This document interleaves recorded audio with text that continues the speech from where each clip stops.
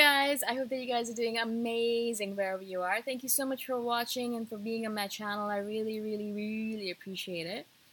In this video, I want to speak to you guys about self-help books. Now, a couple of you have actually mentioned this to me, so I thought I'd do a video on it. I don't think it's going to be very long, but I just wanted to talk about it. It's so much fun. That, we are the kind of people, because we love improving ourselves, we love learning, we love bettering ourselves every single day. We want to be the best version of ourselves every single time. We want to keep on improving ourselves, keep on being more and more and more, right?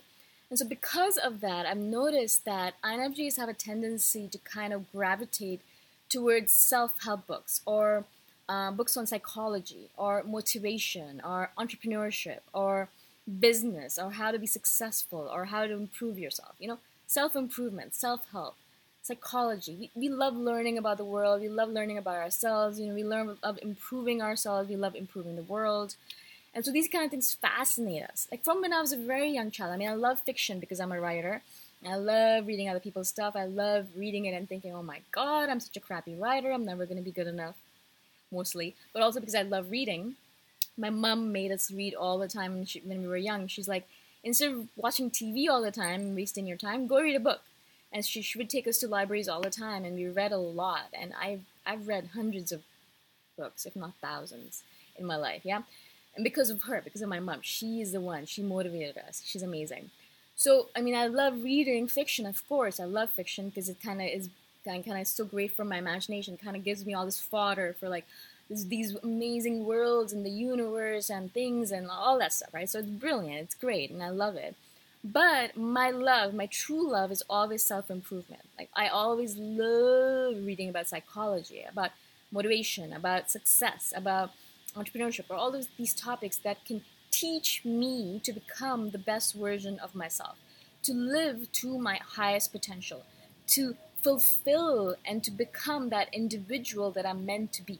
Like Abraham Maslow says, the person that you're meant to be is what you are supposed to be. And if you're not, if you don't work towards it, then you will feel not good enough. You're going to feel like there's something missing, right?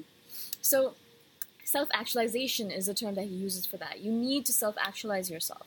What you're meant to be, you must be. If you're not, then you're going to feel like there's something missing, that you're not doing the best you can, that you feel like something is odd and something, you're not trying hard enough, you're not living hard enough, you're wasting your life, you're wasting your time, and we think this a lot because we're always like pushing ourselves, pushing and pushing and pushing.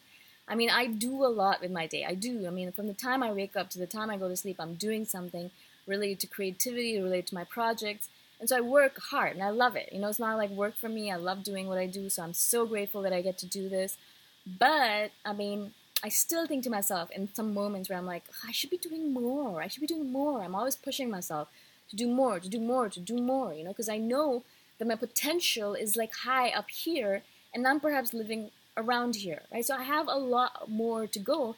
It doesn't mean anything because we're always going to be below our potential because our potential always increases, right? The more we reach higher, the more the level goes up. So my potential is here and I might reach it and then my potential will go up a little bit more, because we're always reaching for the stars.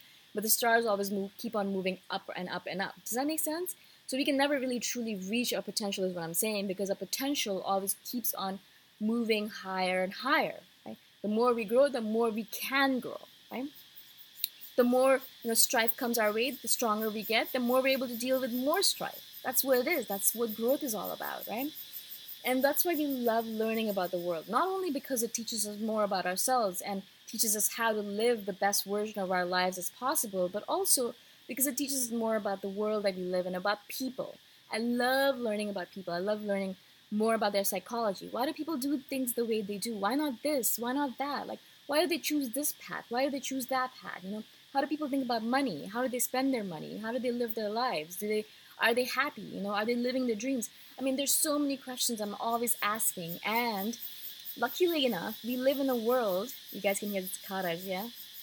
Luckily enough, we live in a world where there are scientists, there are researchers who get paid millions of dollars or whatever it might be to do research on these topics. We're so lucky. All we need to do is access that research, and all of this research is available to us. Just go online and go Google something, thank God for Google, and ask questions. And the question has probably, most probably, like 100% has been answered already. Has already been asked and already been answered. So if you have any questions in this world right now, you can always get the answer to it. And I love living in this kind of world, right? So that's what my thing is. Like, I love self-help books. I love motivation, psychology, those kind of books. I love them. I love them to death, yeah?